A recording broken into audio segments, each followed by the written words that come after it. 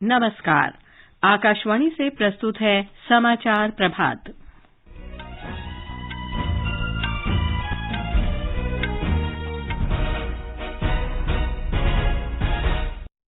प्रधानमंत्री नरेंद्र मोदी आज अरुणाचल प्रदेश के ईटानगर में डोनी पोलो हवाई अड्डे का उद्घाटन करेंगे।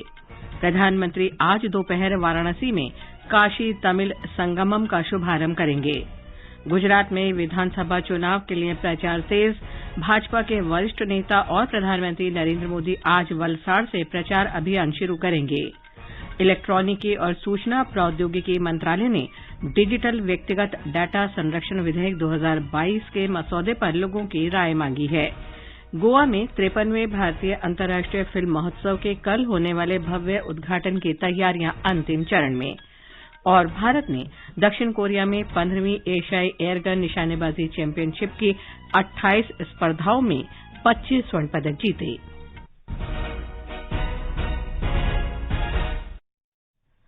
समाचार प्रभात के साथ मैं लवली निगम।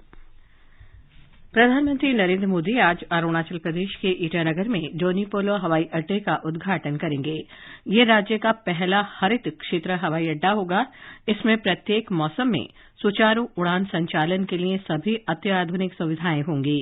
इस हवाई अड्डे का नाम डोनी और पोलो यानी सूर्य और चंद्रमा पर रखा गया है।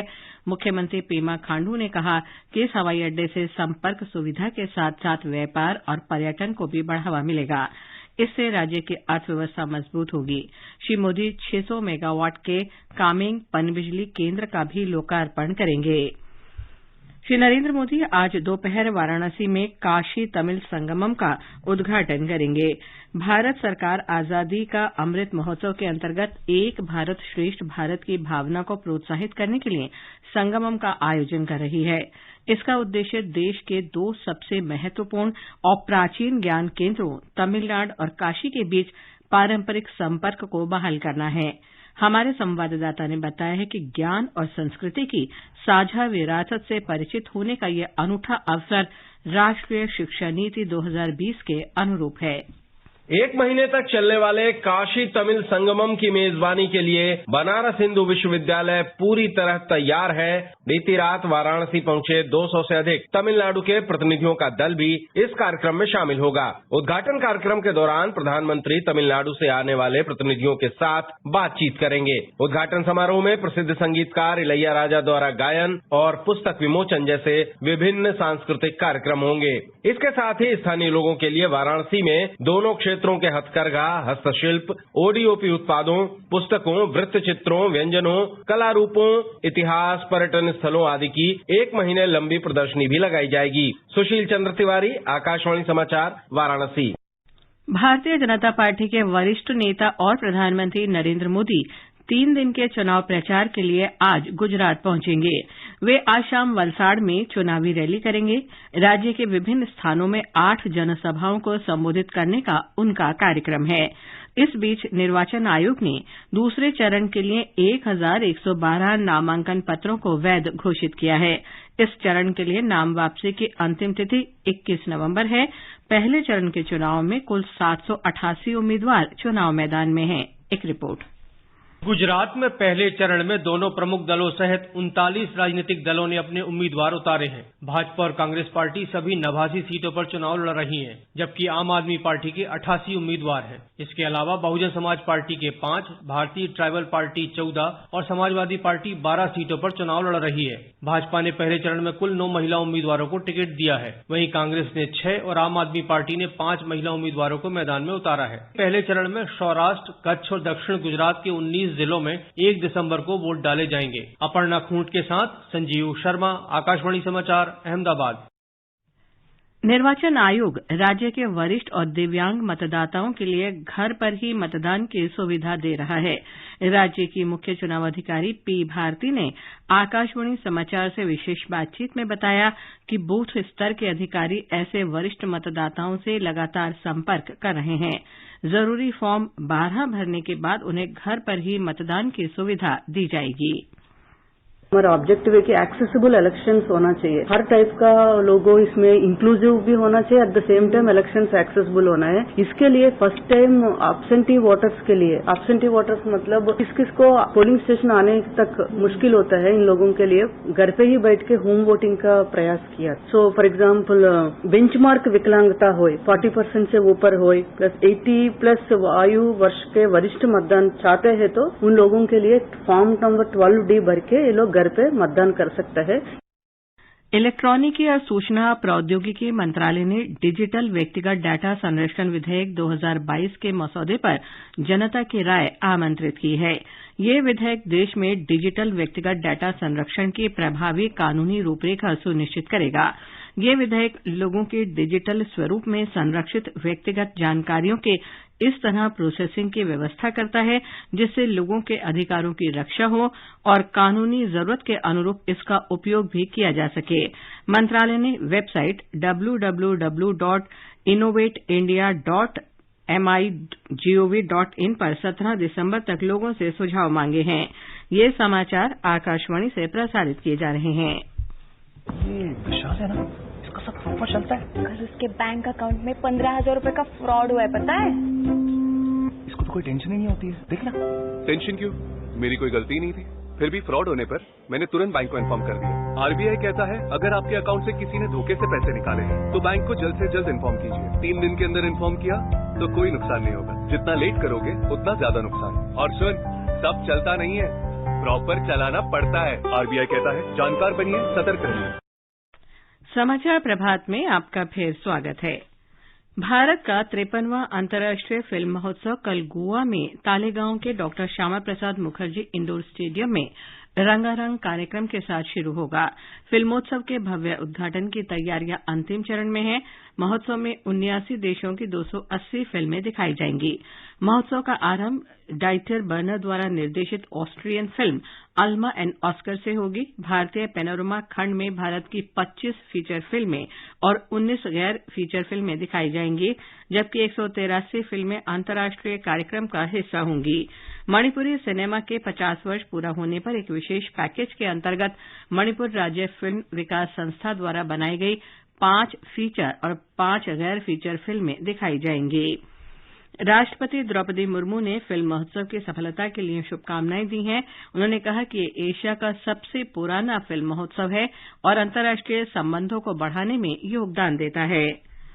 प्रधानमंत्री नरेंद्र मोदी ने कहा है कि भारतीय अंतर्राष्ट्रीय फिल्मोत्सव सिनेमा से एकजुट हुए विभिन्न देशों और समाज के प्रतिनिधियों के बीच स्फूर्तिदायक तालमेल को बढ़ावा देता है। श्री मोदी ने कहा कि भारतीय अंतर्राष्ट्रीय फिल्मोत्सव और भारतीय सिनेमा ने वैश्विक मंच पर अपनी अलग जगह बनाई है। उपराष्ट्रपति जगदीप धनखड़ कल से 2 दिन के कतर दौरे पर रहेंगे। वे फीफा विश्व कप के उद्घाटन समारोह में भारत का प्रतिनिधित्व करेंगे। उपराष्ट्रपति भारतीय समुदाय से भी मिलेंगे। भारत और कतर के बीच घनिष्ठ और मैत्रीपूर्ण संबंध हैं और दोनों देश व्यापार, सुरक्षा, रक्षा, स्वास्थ्य और शिक्षा सहित कई क्षेत्रों में साझेदार हैं। पिछले वित्त वर्ष में भारत और कतर का द्विपक्षीय व्यापार 15 अरब अमरीकी डॉलर से अधिक रहा। विद्युत तथा नवीन और नवीकरणीय ऊर्जा मंत्री आरके सिंह ने कल नई दिल्ली में राष्ट्रीय जैव ऊर्जा कार्यक्रम का शुभारंभ किया। उन्होंने कहा कि अतिरिक्त बायोमास के उपयोग से अर्जित लाभ ग्रामीण परिवारों तक पहुंचना चाहिए। श्री सिंह ने बायो ऊर्जा और बायोगैस पोर्टल का भी शुभारंभ किया। मंत्रालय ने इस महीने की 2 तारीख को राष्ट्रीय जैव ऊर्जा कार्यक्रम अधिसूचित किया है। प्रधानमंत्री नरेंद्र मोदी ने आतंकवाद से निपटने में किसी भी प्रकार की अस्पष्टता से बचने को कहा है। उन्होंने विदेश नीति के साधन के रूप में आतंकवाद का इस्तेमाल करने वाले देशों के प्रति आगाह किया। कल नई दिल्ली में आतंकवादियों को वित्त पोषण से निपटने के बारे में आतंक के लिए धन नहीं विषय पर 2 दिन के मंत्रिस्तरीय सम्मेलन में श्री मोदी ने कहा कि आतंकवादी घटनाओं पर प्रतिक्रिया इस आधार पर व्यक्त नहीं की जानी चाहिए कि ये घटना कहां हुई है। सभी आतंकवादी हमलों पर एक समान रूप से आक्रोश व्यक्त किया जाना चाहिए और कार्रवाई की जानी चाहिए। श्री मोदी ने कहा कि आतंकवाद का समर्थन करने वाले देशों पर जुर्माना लगाया जाना चाहिए। प्रधानमंत्री ने कहा कि आतंकवाद का सफाया होने तक भारत चैन से नहीं बैठेगा। तेलंगाना के राज्यपाल डॉक्टर तमिलसई सौंदरराजन ने राज्य के पुलिस महानिदेशक से निजामाबाद से भारतीय जनता पार्टी सांसद धर्मापुरी अरविंद के घर पर हुए हमले के बारे में विस्तृत रिपोर्ट मांगी है। राज्यपाल ने कहा कि लोकतंत्र में हिंसा के लिए कोई स्थान नहीं है। सांसद अरविंद और टीआरएस विधायक के कविता के बीच आरोप प्रत्यारोपों के बीच टीआरएस कार्यकर्ताओं ने श्री अरविंद के घर पर हमला किया था। सुश्री कविता तेलंगाना के मुख्यमंत्री के चंद्रशेखर राव की पुत्री हैं। आज विश्व शौचालय दिवस है। इस वर्ष की थीम है मेकिंग द इनविजिबल विजिबल। पेयजल और स्वच्छता विभाग इस अवसर पर स्वच्छ भारत मिशन ग्रामीण के अंतर्गत ग्रामीण क्षेत्रों में स्वच्छता दौड़ का आयोजन करेगा। स्वच्छता सुविधाओं से वंचित लोगों में जागरूकता लाने के लिए ये वार्षिक संयुक्त राष्ट्र दिवस वर्ष 2013 से मनाया जा रहा है। संस्कृति मंत्रालय और संगीत नाटक अकादमी आज शाम 6 बजे से इंडिया गेट परिसर में विभिन्न सांस्कृतिक कार्यक्रम आयोजित करेगा। 2 दिन के सांस्कृतिक कार्यक्रम में कथक, चेंदामेलम, मणिपुरी और ओडिसी सहित नृत्य की विभिन्न विधाएं प्रस्तुत की जाएंगी। भारतीय पुरातत्व सर्वेक्षण एएसआई आज आगरा में ताजमहल में प्रवेश के लिए कोई शुल्क नहीं लेगा। विश्व धरोहर सप्ताह के उपलक्ष्य में यह निर्णय लिया गया है। एएसआई की अधिसूचना के अनुसार आगरा में 19 नवंबर को ताजमहल परिसर में प्रवेश निःशुल्क रहेगा। आगंतुकों को केवल मुख्य मकबरे में जाने के लिए प्रवेश टिकट लेना होगा। विश्व धरोहर सप्ताह हर वर्ष 19 नवंबर से 25 नवंबर तक मनाया जाता है। भारत ने दक्षिण कोरिया में 15वीं एशियाई एयरगन निशानेबाजी प्रतियोगिता में 28 स्पर्धाओं में 25 स्वर्ण पदक के साथ अपने अभियान का समापन किया। कल मनु भाकर और सम्राट राणा ने 10 metre junior air pistol mix team स्पर्धा में स्वर्ण पदक जीता। रिदम सांगवान और विजयवीर सिद्धू ने सीनियर वर्ग की इसी स्पर्धा का स्वर्ण पदक अपने नाम किया। भारतीय क्रिकेट कंट्रोल बोर्ड ने 2020 विश्व कप में भारतीय टीम के निराशाजनक प्रदर्शन के बाद चेतन शर्मा के नेतृत्व वाली 4 सदस्यीय राष्ट्रीय चयन समिति भंग कर दी है।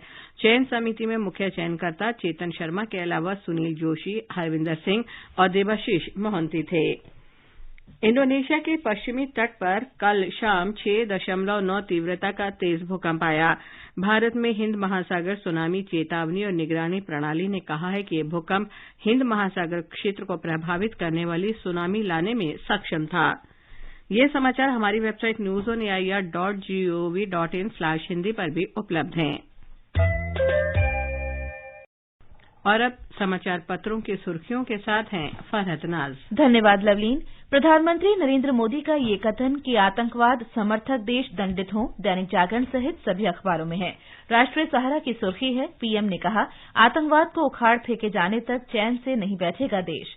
डिजिटल निजी आंकड़ा संरक्षण विधेयक 2022 का मसौदा जारी होने की खबर को जनसत्ता ने पहली खबर बनाते हुए लिखा है भारी पड़ेगी मनमानी। पत्र आगे लिखता है बिना मंजूरी निजी डाटा के इस्तेमाल पर अब लगेगा जुर्माना। अमर उजाला के अनुसार कई देशों के डाटा संरक्षण कानूनों का अध्ययन कर तैयार हुआ ये मसौदा। स्पेस में नई छलांग, देश का पहला private rocket launch. Rajasthan Patrika सहित सभी अखबारों में सचित्र है। लोकसत्य कहता है इसरो ने रचा सुनहरा इतिहास, प्रारंभ नाम के निजी रॉकेट विक्रम एस का प्रक्षेपण। भारत के मुख्य न्यायाधीश डीवाई चंद्रचूड़ का ये फैसला कि सुप्रीम कोर्ट की हर बेंच में रोज होगी 10-10 केस की सुनवाई, राजस्थान पत्रिका में प्रमुखता से है। पत्र ने इसे बड़ा फैसला बताते हुए लंबित मामले निपटाने की कवायद कहा है। 6 महिलाओं ने रक्षा स्टाफ पाठ्यक्रम परीक्षा उत्तीर्ण की। हिन्दुस्तान ने इसे उपलब्धि बताते हुए लिखा है पहली बार इतनी महिलाओं ने ये परीक्षा पास की है। कल से शुरू हो रहे फुटबॉल के महाकुंभ फीफा विश्व कप को दैनिक भास्कर ने पहली खबर बनाते हुए लिखा है कल से 28 दिन किक, गोल, पेनल्टी का ही शोर। और अंत में मुख्य समाचार एक बार फिर। प्रधानमंत्री नरेंद्र मोदी आज अरुणाचल प्रदेश के ईटानगर में जोनी पोलो हवाई अड्डे का उद्घाटन करेंगे। प्रधानमंत्री आज दोपहर वाराणसी में काशी तमिल संगमम का शुभारंभ करेंगे। गुजरात में विधानसभा चुनाव के लिए प्रचार तेज। भाजपा के वरिष्ठ नेता और प्रधानमंत्री नरेंद्र मोदी आज वलसाड़ से प्रचार अभियान शुरू करेंगे।